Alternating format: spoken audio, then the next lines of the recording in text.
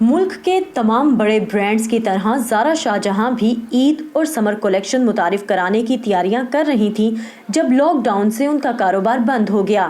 ہمارا یہ سیزن ہے تو ہماری جو انویسٹمنٹ ہوتی ہے کیش کی، جو کوئی سیونگ بھی ہوتی ہوگی، جو بھی ہوتا ہے، ہمارا بہت بڑا انویسٹمنٹ آئی وڈ سے نومبر میں اور دسمبر میں انویسٹ ہو جاتی ہے۔ تو وہ سارے ہم تو پیسے اپنے لگا دیتے ہیں کپڑا خریدنے میں، پروڈکشن میں، جو کہ مارچ اور اپریل مئی میں ہونی ہوتی ہے۔ تو اب ہوا یہ ہے کہ سارے پیسے تو لگ گئے ہیں اور سیل زیرو ہے، تو اس وقت ریٹین کرنا، اس وقت اس کام کو ایک دن بھی چلانا مشکل ہو رہا ہے۔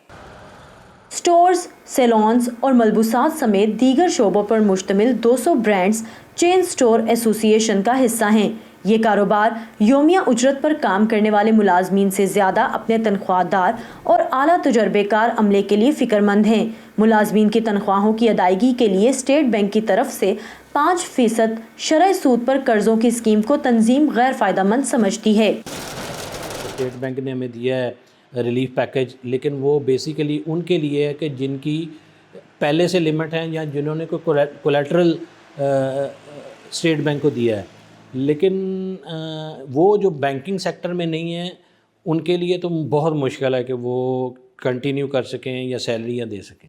برانڈڈ ملبوسات کے کاروبار چلانے والوں کا دعویٰ ہے کہ انہوں نے اپنے ملازمین کو اپریل تک کے واجبات ادا کر کے گھر رخصت کیا تھا۔ اب سیلز ٹیکس جمع کرانے کا وقت آ رہا ہے، لیکن کیش کی کمی ایک بڑا مسئلہ ہے۔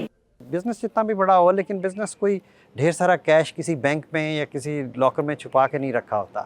یہ ڈے ٹو ڈے آپریشن پہ بزنس چل رہا ہوتا ہے۔